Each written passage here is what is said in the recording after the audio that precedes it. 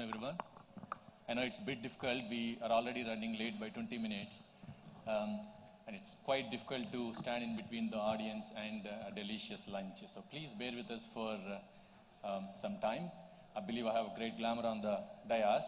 And, we've got great people, and they're going to share their insights in next few minutes with us. So before I begin the discussion, today's discussion on global collaboration for sustainable growth and progress of energy sector in India, I would like to request each of our distinguished panelists to introduce themselves and give their opening remarks. Sir, may I?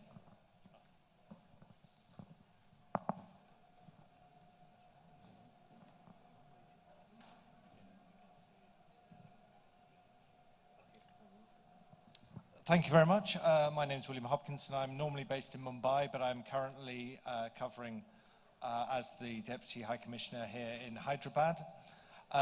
It's a great opportunity to be here. I'm very grateful for the panel, for my distinguished colleagues here, for this chance to speak about India-UK collaboration, but also, perhaps more importantly, to listen and to learn about the developments that have been going on in this key area. Because for all of us facing the challenges of climate change that we do, this is a key area. Managing the transition to the new sources of power, to a sustainable source of power, is going to be key for our generation and for the generations to come. The UK, for a long time, has been engaged in this element of sustainable development since it came to the forefront. And we understand that it's difficult. It's not something that can happen overnight, and it is something that requires consistent and long-running engagement between our countries to take it forward. We also realise that it's the smart choice to take. Entering into clean energy is going to make the most economic sense in the long run. It takes time, it takes careful government policies to get it going, but in the long run, we as humanity have no other choice. We're going to have to drive this forward. In policy and in law. In the UK, we've very recently committed to zero carbon emission by 2050, and we've got a commitment to reducing against 1990 levels by 80%, up from 60%, again by 2050. It's something that stretches right across what we do. The government's industrial strategy for the UK has it as one of the 4 key challenges that the UK must meet for its industry, for the country.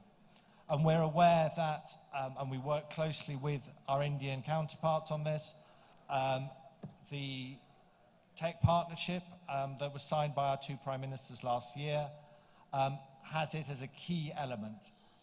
And we were particularly pleased to see the importance that electric vehicles were given in the recent budget, and the work that Telangana has been doing, particularly on solar power. And coming from Mumbai, I should emphasize that the work that we're doing with Pune at the moment. The UK has been engaged in the power sector here in Telangana and AP for the last 35 years. We've been supporting that work across a whole range of all aspects that move it forward, helping the policy develop, helping the finance develop, helping with the technology, the AI analysis that is key to this. Because it's only by taking this whole approach that we can move forward. We look forward to further work on this with both Telangana and India more widely, looking at research and development. I have to emphasize the graphene was invented in Manchester, and it's something we would look to work with Indian companies on. Electric vehicles, the entire policy framework. We heard some of the discussion in the previous panel about how vital that is to enabling private companies to come up with the solutions that can take us forward. Because through this collaboration, we can make this a sustainable project. We can develop the clean energy that will help all of us reach the prosperity that our citizens both desire and deserve in a way that will take us more than just the next 20 or 30 years, but for the next century going forward. Thank you. Good afternoon, everyone. My name is Adnan Altay Altınörs. I am the Consul General of Turkey in Hyderabad. I have been enjoying the hospitality, the great hospitality of Hyderabad for 1.5 years. I would like to highlight that Turkey and India have a lot of similarities in energy sector. Our demand is rapidly increasing. In Turkey, we have 5-6% per annum electricity demand increase. So we are working very hard to address this. I see the similar thing in India, rapid economic growth, urbanization, industrialization, together with the population growth, necessitate a lot of investment on power sector in India. Neither of our countries have oil and gas rich, and we need to find different solutions. But at the same time, we need to follow clean energy models. Our ultimate objective is to provide access to energy to everyone, affordable, clean, and sustainable. Increase energy efficiency, increase the share of the renewables in our energy mix while maintaining our energy security, and also combat climate change. So these are 4 big challenges ahead of us. But we need to keep our optimism to develop our power sector, electricity sector, and invest. We need both internal and external financing, technology transfer, and investment in new technologies, especially for renewables. I know that India is quite developed in solar energy, and it has a big potential to tap its potential. So I am here to improve relations between Turkey and India, and unfortunately we don't have much connections on the power sector, but we can do a lot together as the global economic architecture is changing. So I would like to stop here. We can continue. Thank you, sir. Sir, since we have already heard you morning, I would like to begin by asking a question to you. So I'll give a little bit context. Many of us know that India is the 4th largest energy consumer in the world. So China tops the rank, followed by USA, Russia, and then comes India. Interestingly, 63 or about 60% of energy is being produced in China and India from coal, whereas USA and Russia, they are depending for generation of their energy mostly on biogas and natural gases. According to, and again, when you look at the other side of the story, India is again the 3rd largest producer of carbon dioxide. So in the efforts of the international community, China and India are top of the list. If you wanted to protect this globe, if you wanted to protect ourselves from the fast coming climate changes, the international community has focused to start work with countries like China and India. According to one statistics, 30 years from now, the world is going to consume double the energy that it does today, right?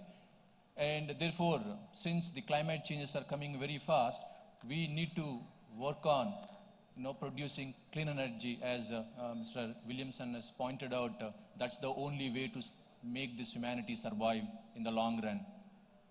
And if you look at the energy sector, for any energy innovation to be made available in a large scale for general utilization, it takes 15 to 20 years. You take any example, you would have to wait for 15 to 20 years before it becomes, largely available for everyone to use, which means the rate of innovation should be, double or triple what we currently have. And this is only possible when governments are investing money in R&D, and or else high risking. We have heard a gentleman talking about graphene, batteries and those kind of things. They're all high risk investments. So unless governments are investing money in R&D, unless government or private high risking parties are coming, we would not be able to achieve reduction of emissions by 30% by 2020 or 50% by 2050. So I've already seen your presentation, sir. So I would like to ask you, what kind of investments a country like Morocco, is spending to energy-related activities, or what kind of partnerships that you have with other countries across the globe? Thank you. Probably I'll present also myself as Mohamed Maliki, the ambassador of His Majesty the King of Morocco to India, Maldives, Sri Lanka, Bhutan, and Nepal, with residence in Delhi. And since I spoke this morning extensively on the role which plays energy in Morocco, probably I will focus on a few things, especially on the question. But let me tell you one thing is, when we talk about the energy also and then the rate of countries, we should talk proportionally. Dealing with more than 1.3 billion consumers is far, far more challenging than dealing with a small country, also proportionally of 36 or 37 million. Second, India also has shown a very good will. It's very important. The engagement of all the countries to COP21 and then the ratification of that agreement, which was set, gave, as I said in the morning, a very large hope to all people. But unfortunately, some of the most polluting countries are almost disengaging from it. But India should be also thanked for two good reasons.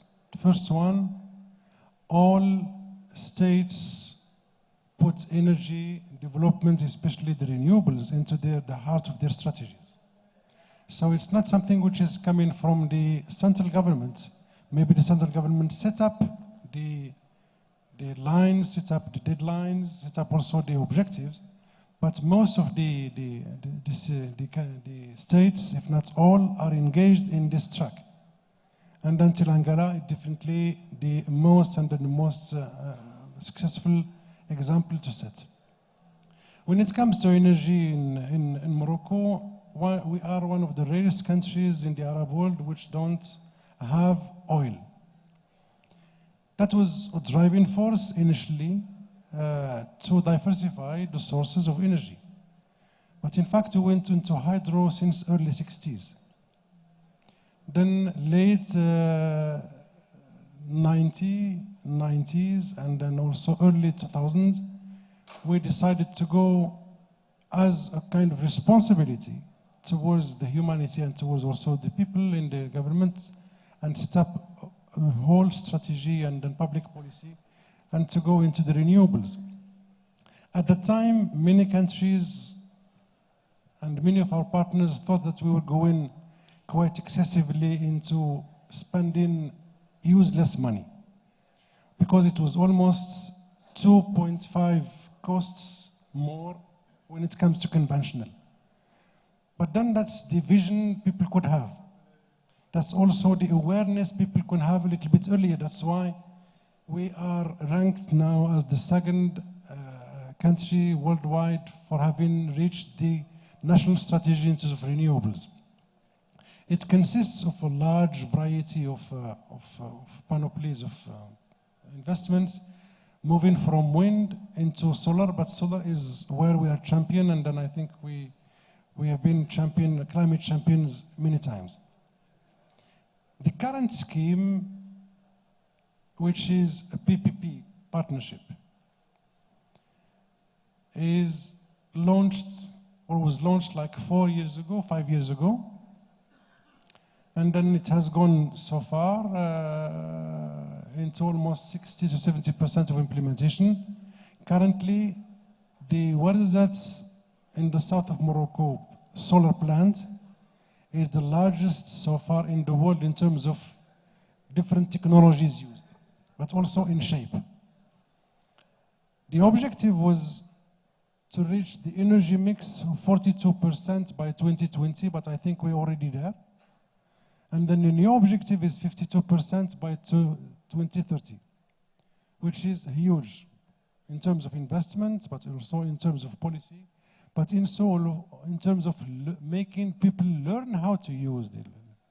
Because unless you educate people, unless you're able to embark them with you in the boat and to use rationally the resources of our planet, then your success will be quite limited. I was given this morning, I think to you also, a very simple example. I shifted this year to a house. And then before, in fact, I signed the agreement, I didn't see the cost of the electricity bill. Otherwise, I wouldn't have signed. I found that the owner who was there before, he had enough money, but he was paying almost 3,40,000 to 50,000 monthly. And then when you look at the reason why, I found that it's a farmhouse. All the garden was put with different lights, 400 watts, going throughout the night. It was like using 4,000, almost 4,000 watts every night. The first thing I did when I entered in, and then my colleague is here to attest, I put LED lights. It's a small investment, and then people were surprised to see that the bill was dropped down until 70,000 rupees. So imagine that this is only one single example among billions we can do. So it's the behavior we are having towards our planet, it's the behavior of each one of us. How to use the water in the tap, how to close electricity if you don't need it. All our children have this habit of getting inside and all people and then turning on all the lights without needing them. And then getting out and then not turning it off. So it's not even a matter of economy or a matter of savings. It's also the approach we want to have. It's how far we can go into our treating the environment. I can tell you, it's, as my colleague from the British High Commission said, it needs a learning for people. But it needs also courage, and sometimes it needs toughness. We decided 2 years ago to ban all plastics in the commerce. And we gave 6 months for the commerce people to use and change. Of course, you can see the industry of the plastics. They were so unhappy. That's where the governments have the role to play, to help them into changing their industry into a more innovative industry. Now, it is simply a punishment if you find that you're using a single one. That's also how we can approach the use of energy. When it comes to the PPP, as I told you, it's based on bids, on fundings, and then the best offers can get these bids. It's a scheme of $9 billion, the current one. And I'm happy to notice that we have two Indian companies who are taking care of, among others, in these solar plants there in Morocco. So I think unless you decide to move, unless you put the resources needed, unless you educate people and start from school and then from the house and from the families, it's how we want to be in the future, how we want to live the future for our children, and it's an immense responsibility. It's not only collective, it's also individual. I will discuss whatever you discuss in the future. Thank you, sir. That's quite insightful. It's quite insightful, sir, and like you, every individual have that kind of an awareness and constantly think about ways and means to reduce the carbon footprint. And I have no doubt that our future generations will have a better life on this globe. And it was very interesting to know that a country like Morocco has set self-imposed targets of 42% mix by 2020 and 52% mix by 2050. And for your information, even India has imposed a self-target of 175 gigawatts by solar power by 2022. Thank you, sir. It's very insightful, and I request Anandra Garu to give his take on global collaboration for sustainable energy growth.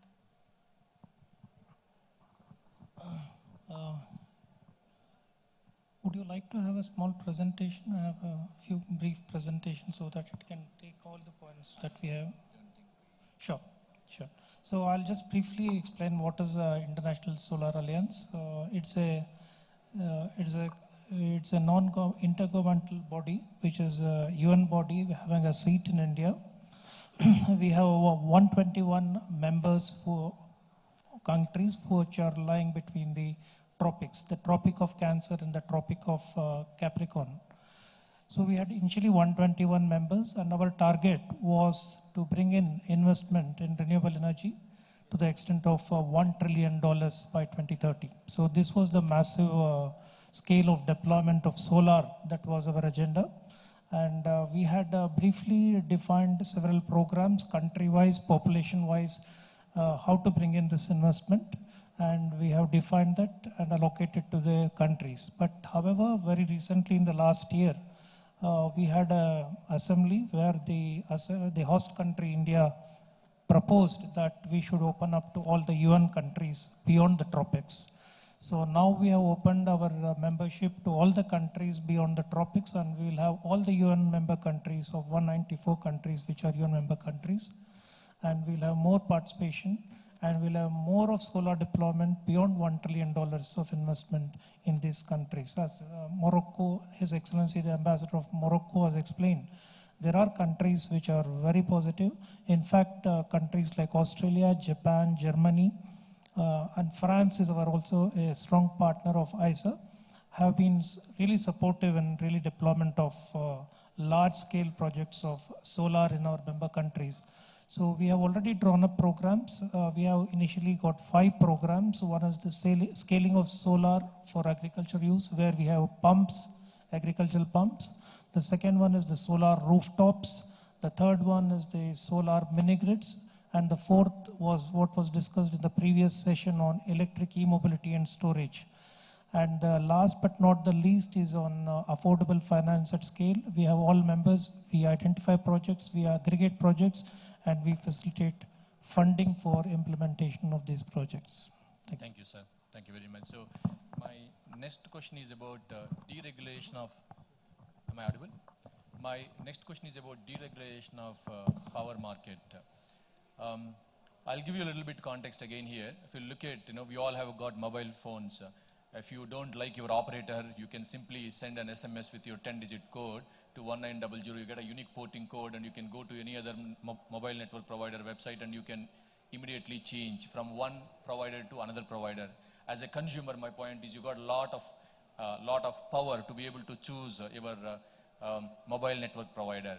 And this is exactly electricity would work in many of the countries, including a country like UK as well. So I represent Energy Tech Global, which is a technology company. We build open source, we build global enterprise software solutions for electricity retailers around the world.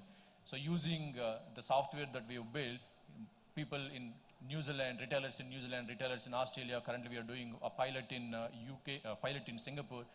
We have actually been funded by a hedge fund company based out of London, sir. So ours is a global, global group which is operating in many countries.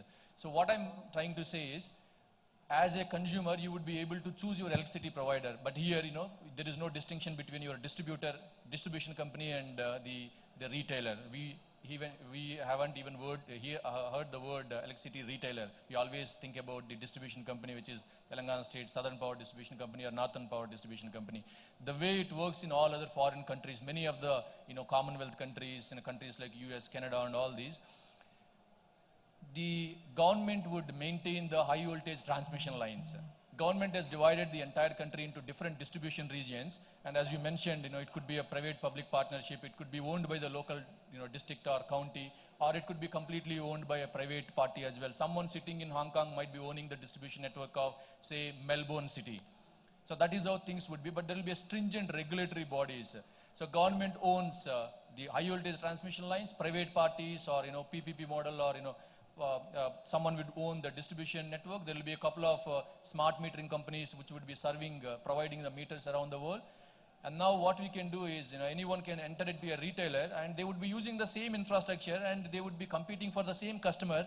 And just like how mobile network would work, that is how exactly the electricity retailing would work. You, as a consumer, you will have the power to choose which retailer you want. There will be different packages, different prices. You know how things would work once a private party would enter into this kind of field, and the complete landscape would change. So I just would like to ask, sir, starting with you, do you think that because even our Honorable Prime Minister Narendra Modi's slogan and our Chief Minister KCR's slogan is maximum governance, minimum government. Okay, so do you think that government stepping away from distribution or directly tied up with the end consumer, is it a good thing for them to start moving towards privatization? And has it given good results in a country like UK? I think it's for each country to decide the model it wants to have for ownership, and we're not. I don't think it would be appropriate for the UK to try and suggest that India should take one model or another. What I can say is that in the UK it has been very effective. The deregulation of the energy market was initially met with a lot of skepticism, but there is now genuinely a free market. People do regularly change their suppliers. People do go for the cheapest one. But I think what it emphasizes is the importance of good and strong government regulation that protects the consumer, that provides the right incentive. One of the dangers is always that you've created a system which has perverse incentives. It's important that the regulation gives the incentive for the consumer to go both to protect their own interests, to go for the cheapest area, but also promotes clean energy in the long term, so that you are creating a market that genuinely drives the overall supply of power in the right direction. That's something we're seeking to do, but it's not something that is perfect in the UK. And I think that's one of the real areas for international collaboration, that we want to speak to India about India's experience, India's academic thought on these areas, and put our own contribution and draw on the best practice from across the world on how we can create the right incentives to go forward. And I think there is real scope for progress there. Thank you, sir. So what would happen is, if we have such a model in even country like India, countries should be more willing to cooperate with each other, exchanging the technology, looking at it as a special case. So before we conclude, I would like to give the opportunity for audience to ask few questions to our distinguished panel. Any questions, please? Yes. Can someone pass the mic there, please? Excuse me, can someone pass the mic there, please?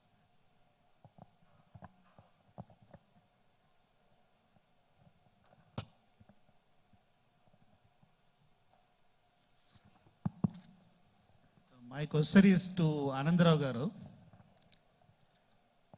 For any sector business, be it energy or anything, for sustainable growth and progress, the important resource is human resource. So across internationally, how human resource is getting shared. We have been talking from the morning only on the investment point of view and policies and government angle. How human resource is getting shared. This, I think, Anandarao Garu can throw a light. It's a very good point. I think you made it, and that's very important for this panel also. We are talking of global best policies and renewable energy in the global arena. Can you recollect the statement made by our Honorable Prime Minister during the last October, where he said, we'll have one grid, one sun, and one world. So this is where, interconnectivity and exchange happens. So we are very close to that. We have regional grids, as most of the experts have already spoken about it. I was in last week in Bahrain. We had a panel where we had the Saudi Arabian guests and the Middle East panel on board on MENA. So they said they already have, for example, Egypt is exporting power to Europe, and similarly, the other parts, Asia can export. So we have broadly 4 regions. Your question is how we can really have the human exchange, human expertise exchange. In fact, India has contributed close to $2 billion of, investment, not investment, support to our member countries in capacity building. So we are training master trainers for deployment of solar, number 1. We already have trained 165 trainers in India. We are going to do it outside also. The second program that's going to launch in July 19th, this month, is at the Indian Institute of Technology, Delhi. We are bringing mid-career professionals from all countries to study here, and we are going to award them the Master of Technology course. And very shortly, December, we are going to have Masters in Business Administration on Public Policy at Indian Institute of Management in Bangalore. And these are some of the policies and programs where we want to improve the capacity building and the human resource management in deployment of solar. I think that is a very good question. It is not enough if you have money, if you have finance, if you have technology, but you have to have the will, you have to have the policy. And in fact, when we really went into the countries to see policies, mostly we have 4 regions, the Asia and the Pacific, the Africa, Europe and others, and Latin America and the Caribbean. So when we saw in some of the countries, there are no policies, there is no net metering. When we talk of PPAs and other things, it is not possible. So we are trying to frame policies, uniform network, because India has got some best practices and other countries also have some best practices. We have made a platform which is called as the Infopedia, where we exchange these ideas. Head of states, ambassadors, technologists, technocrats can come on the platform, exchange their ideas. We are going to post 1,000 best practice videos on this platform. It's already operational. You can visit our website, you get a lot of information, and we would be more than happy to interact with all of you and give more information, because this is a transparent organization. We don't charge fee for any country to be a member and to deploy our solar resources. And as I mentioned, we have a big mandate of $1 trillion of investment by 2030, and that's only in 121 countries, and we are almost going to double in the next 2 years of this investment among the UN countries of 194 member countries. Hope I have answered your question. Thank you very much, sir. You have given a thorough insight into the subject, because that is a concern I felt. That's why I asked. Any other questions? Okay. Yeah, thank you very much, sir, for your time. Very insightful. Thank you.